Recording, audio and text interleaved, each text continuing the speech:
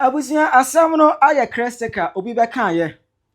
Kennedy Agyapong abetro short akọ Bawumia ekam masa wa fire wo banya fire ketua. Onse man forecast ai ana Kennedy Agyapong no MP promise nkwa na ehia no ase ne camp no they are not attacking NDC. Ase omu the internal politics ehia omo masa finally Kennedy Agyapong aba reply omo. Ase o Kennedy aba reply Bawumia ne microphone. There's more catch up ne there. And calling for beef. Enya simkuma. Mema onchire mu no akire wadwe amame. Ewo comment section. Aha Penyah block media. Meso say any demo. Oba like video no other my boss subscribe button so na by click the notification icon for latest update. Aba chire wadwe ndi amame. Ewo comment section. Meso so boss for no wa share for so enya bi ahwe. Na for to for Facebook your page no aye ready Penyah block media. Bo link no so ewo comment section. Comment on your pin na abo so e be ba Facebook no mo. They follow page no na share na like na comment on the videos now. A go and build a family no together. Yamisha so be nesa. Onu say MPP primaries no e koso.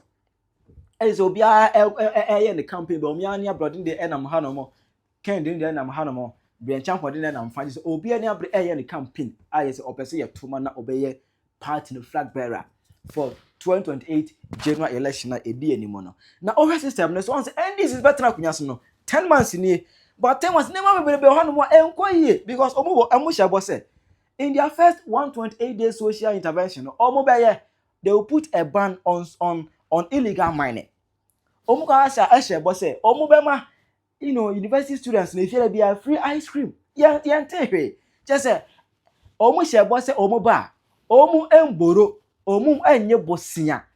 they will generate revenue in the system to run the affairs of this country. But it is so interesting to see say as of June 2025 na Mahama na okase omobosia no wa borrow more than $10 billion. Omo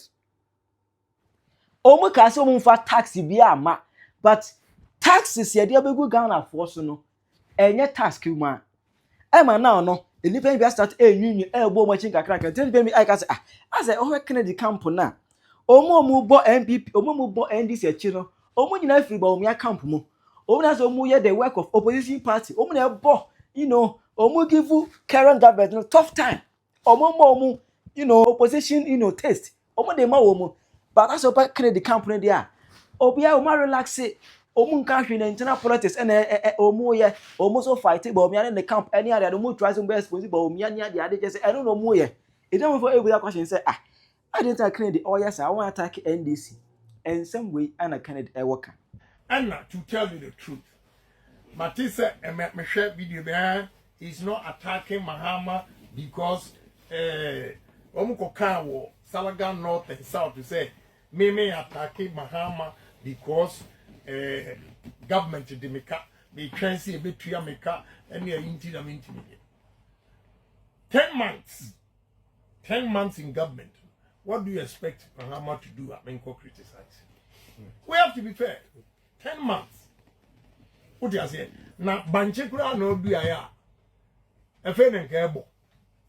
So we should allow. But I'm not saying say be a BB kochua. We shouldn't say it. Maybe I'm focusing on my premise. But again, when they say that, it means they miss Kennedy Agyapong. Yeah, they miss Kennedy Agyapong. And they shot themselves on the foot. Say, all the defense I gave to NPP must say 10 cents of Kennedy Agyapong. And then you want a man to go and criticize Mahama. Maybe go criticizing him. Then say 11 cents. Now Bible no 10 commandments. Here be account 11. I'm not going to do it. All right. So thank you very much. So let's take your.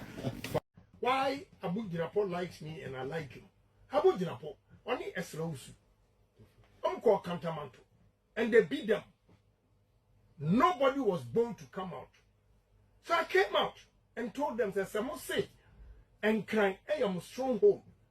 Now more book MPP for there. And so Ashanti region, a stronghold. You never NDC for controversy and trial media for only be a try at the coin. It charged me treason for defending MPP. I think I know the Oman country MPP for. Sika must spend it from 1992. And the pim and then. I think I know the Oman country. Omu Benina, Obiani, what to me about MPP who cut himself. from 1992. I have spent a lot of money on MPP. But that is not the issue. The issue is, baby a Ghana, baby a MPP. Why not? You didn't quite a better woman. No, my brother, what a trot room, yes, a Canadian Japan, one family, a better woman. What a bathroom from Tamale to Damangua, Canadian Japan, a better woman. Oh, be a bar, Canadian Japan, a better woman. A suffer for, as a Canadian Japan, Marlam for, as a Canadian Japan. In the MPP for power near pay, and answer flag bearer. I will quite want to know. Kennedy H. say any part no by 10 months in ye. See a bunch of Canadian cabanch and more ye. A to attack Kuma in ye. Meanwhile, MPP for Beji Ghana Konya 2017, 7th January 2017. Me wa track record ewo honomwa somewhere March mu 17th March. Na NDC for start a blame Akufo for galamsey. Na NDC for start blame Akufo for galamsey literally just 2-3 months back. And NDC for start attack on Akufo say galamsey fight was failing. Just 2-3 months. But as I can because NDC for buy yen chair ya. And then there na kakra. Bizomba ye nemo bre wo mo share ye no. Ye hu so sa. Na fancy when I can the air can. E no na mi da one for just so there can nya botre. E bu kasa de ya. Na say I say o person just say when you friend people party ni mu. I say wo ye say what there pikan. Emwa. Abusuafo eneye papa Kennedy ohine Japan say ye wura John Mahama bae no 10 months Penyah no ntino on criticizing Government demeka. And to tell you the truth, Matisse and share video is not attacking Mahama because Omukokawo, Salagan North and South to say me attacking Mahama because government demeka. They transi a bit meka and we are intimate. 10 months. 10 months in government. What do you expect Mahama to do? I mean, criticize. Na yewura Kennedy ohine Japan ya na oka asema ya na nuru asafi no yeti krom ha na 18th July 2017 emra na yede na Addo danko Akufo Addo atena akunwa so just 7 months yewura Kennedy ohine Japan ono ane party ni oba criticize ye ene de eden na akwakote bayira ahoma yewura Kennedy ohine Japan say John Mahama aba betena so 10 months enunti no se enyoma ekoso wo man mu a enye no ono Kennedy ohine Japan on criticize na yepesi ebusa yewura Kennedy ohine Japan say na o biggest opponent osi untimi criticize na MPP for ye boy hu muso koto abama wo a na obetimi a criticize na Ghana for delegate for yewura Kennedy ohine Japan ya na abrebia no okasa te se de sebio obi oni obi ekon ewo party nim okasa te se de sebi party no wonya mfaso obi enfree party ni so da nanso no yewura Kennedy ohine Japan adododo de bia wo NPP party mu bia no ono na edi ne kese pa yenhu se yewura Kennedy ohine Japan akogina baabi akase ade we de NPP party na de maame ade we de minya no NPP party de bia yewura Kennedy ohine Japan de enyoma ono na yama party no na woka ade nti na wonka de NPP party no ayede ama no na senya asem ne yenka na me no kasai NDC for including Kevin Taylor wadi Ghana mpanyimfo nyina tem empo no Kennedy Japan Kevin Taylor di na tem enesa ankofo no na eye campaign de ma yewura Kennedy ohine Japan de na kyerɛw pefe se yewura Kennedy ohine Japan nsɛm a yete no wabonten se woni NDC for ewo unfinished business no no kre because ne beba NDC ni trima NDC ni be ka kyerɛw se ye campaign dia ma Kennedy Japan wa bra omunim se MPP for ye boy hum so koto aba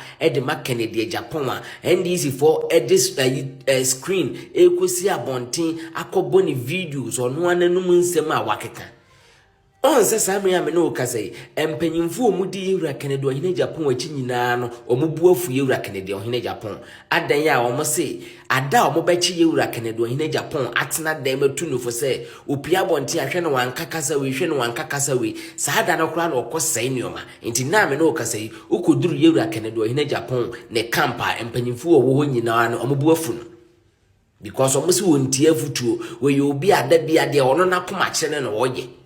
But oye panyimu nyesa. Enti minuanom delegates, minuanom MPP for Yewura Kennedy Ohene Agyapong ono ane nsem kaye eye nsem a emmoa wono na ensambwa MPP party.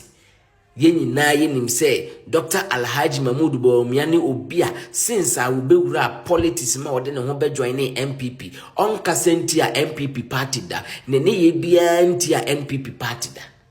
Yeti kroma enna emra Yewura Kennedy Ohene Agyapong woni ye papa Bawumia eko aba 2023 a wulusu ye ono ane ne nkofo omonsem omokekan na NDC for the campaign ti aye enne de MPP opese ye sande obedi party nanim Yewura Kennedy Ohene Agyapong ye ka kire se enye yie abato we aye koto no se wotwemu ene betene koye pe o wenchine botokra abato we delegate fontomo na awieye ni nyina asem abeka ne se maboka egu. Ya tunsa fremu sanchofo a ya semboko asin central some of delegate ya to aban ya hawa ye wo munyina ne say ye true support Adiama Dr. Mahmoud Bawumia ni nyina ne say ahana ye wono ye di party na chi ache ensumfa so bia ne ho a ye nya firim adwuma so a ya ye Adiama party no was since central ha. So many years yen ye betumi de assess so say party no na yenya ene ye de bobra. Ebi no ho na de twa ye yam so kra ne say wona ma no ahia NDC ni no no ka kira wo say mo kra mo aba me ye kra wo opposition kra ye me wa party mo chen mo. Aya na ya pa ampa sanse di jawo hoyi ani mura ne nam. Yenya bre enti ye try your support heavy Adiama Dr. Mahmoud Bawumia adenti ne ye say ye betu Adiama Doctor de enti ye pese ye tu Adiama Doctor ne say doctor ne hye no yenim say da chi Nyankopon ye na dom no di nkunima se ne wakase obema appointees 1010 no sa appointees 1010 no de tibia no ye ya se ha yenye sa minister bia wa ha yenye bida ane yensan susu nya bia board member bia so wa ha da yenim se bia wo munya bi no wo ma yen hunu dia ye de nimbi eti gbas and dia ye bete ye te susu dia wo nya na wo kwa ye no bedi ehun hihye ama wo kwa wo so watu ani abehwen me ametuo mi JY the whole Asin Central ha import south and north nya obia ni me matwe MPP kan no since 2016 up to now me hu hwe me nua se ye ka asema ayareho ahmachio awiao anwumro anadwo ne enam ensuo tokra ne enam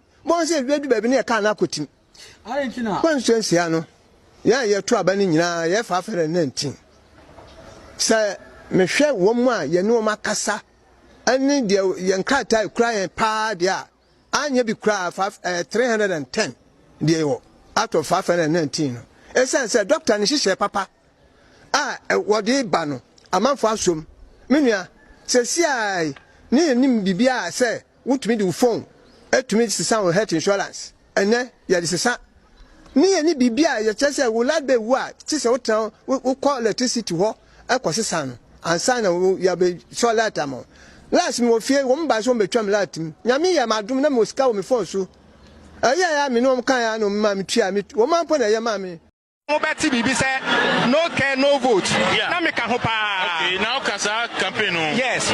In fact, ye eduma etia MPP. No care no vote for. Sure. After see Bawumia no. Sure. For ye eduma tia MPP. Say MPP win na. Say no care no vote no. Showdown no. Na no. Okay. Enti showdown ni say yaka enkoye kasa keke. Ye nya bibi na ewiasa fa na nyina hu say nokure ye wotumi a yetumi ye den ediye bibi Entimo ye den enti ye campaign against eye osono MPP party no na baby bia nso a na MP a owo ho e support Dr. Bawumia no ye edwuma tia no. I see. Enti Okankwe South ubo mi di ukọ Okankwe South a obi a opua ma Okankwe South ye call opposition ubo Party. Kira wadwe mame e wo comment section. Aha yi Penyah Block Media Accra.